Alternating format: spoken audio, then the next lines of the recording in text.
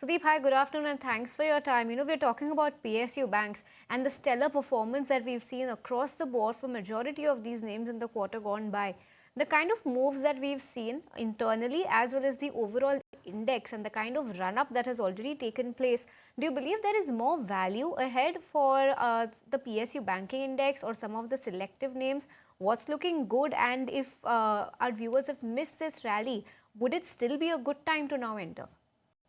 Well, definitely it's a good time even now to enter the PSU banks. I think their valuation gap definitely exists even today, and that's significant.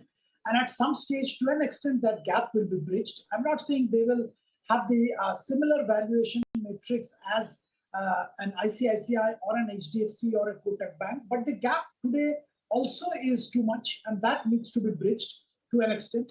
So an SBI, even after this rally, even after moving up, definitely deserves to come in the portfolio of somebody who is looking at building a portfolio for the long term. Some of the other PSU banks, whether it's Bank of Baroda, whether it's Union Bank, I think all of them do look good. Look, I think the asset quality has improved. Credit growth is back. For a bank like SBI, all the subsidiaries are doing very well. Some of the subsidiaries are planning to get listed in the near future, leading to further value unlocking for the shareholders. Return on asset, return on capital. I think all those parameters, things are improving. The body language of the management when talking about possible credit growth for Q4 has also been very, very robust. So under the circumstances, there is absolutely no problem in buying PSU banks and banks like SBI, even at current levels. There are a lot of uncertainty in the whole world, in the economy, in the markets. And AI has introduced a completely new level of uncertainty amongst many companies.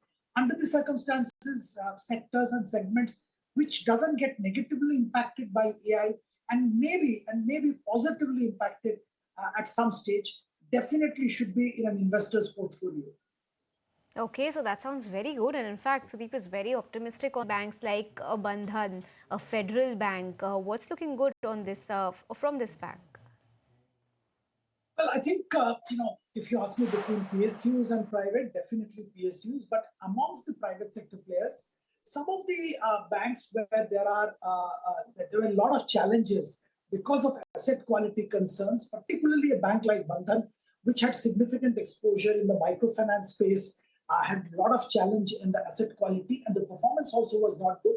But things have started improving. Green shoots are visible. So, from a valuation pickup point of view, I think Bandhan definitely deserves a look. As far as the larger banks are concerned, ICICI has been an all-time favorite, and continue to maintain our view as far as ICICI is concerned. By and large, they have outperformed the market quarter on quarter for a very long time. And I would believe that the performance of ICICI Bank will continue the way it has been continuing. Leave aside the last quarter results which they came up with, and there were some one-times and some write-offs and things like that. But otherwise, ICICI Bank continues to remain our favorite. If I have to look for the second bank, probably I'll go for Axis. I understand there is still a valuation pickup and valuation gap between ICICI, HDFC, and Axis, and some amount of valuation pickup can be visible going forward.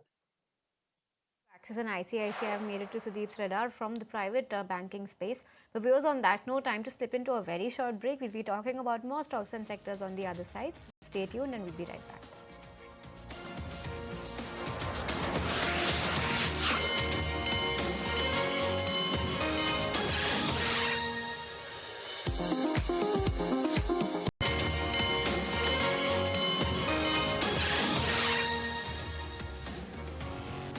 Back with closing trades, we have about an hour or so less than that left for the market, and one sector that is on the weaker side today and has been seeing a little bit of a profit taking in the last couple of weeks is the nifty metal space. Even if you see today, the kind of cut on this index is 1.25% lower. It's names like Hindustan Copper, Hindustan Zinc that are some of the top losers here. In fact, Hindustan Copper is low by 4.5%. Hindustan Zinc is seeing some profit taking of 3%. Nalco, SAIL, Jindal Steel, Vedanta, Hindalco, all of these stocks are under pressure. Sudeep, talk to us about the kind of euphoria that this index had seen when silver was doing well. For the last couple of days, including today, spot silver has taken a little bit of a knock. And on the back of this, at least you have Hindustan Zinc that's also under pressure. What's your outlook on some of these names, and by when do you think fundamental strength can come back for the metal space? Well, I have been very positive on metals for quite some time, and I maintain my view. I believe that we are in a secular upcycle as far as metals are concerned, and this is the worldwide phenomenon. It's nothing to do only with India, and this is going to continue for the foreseeable future. Under these circumstances, from a long-term investment point of view, some of these metal stocks have been great buys, and people have really profited by buying into metals.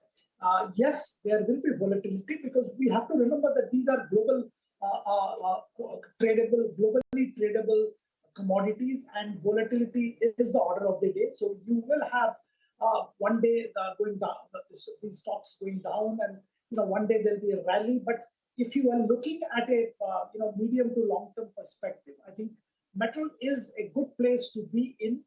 Like we talked about BFSI, similarly, metals is a good place to be in. Again, AI will not disrupt this industry, and you have to be cognizant of the AI-led disruption in multiple places.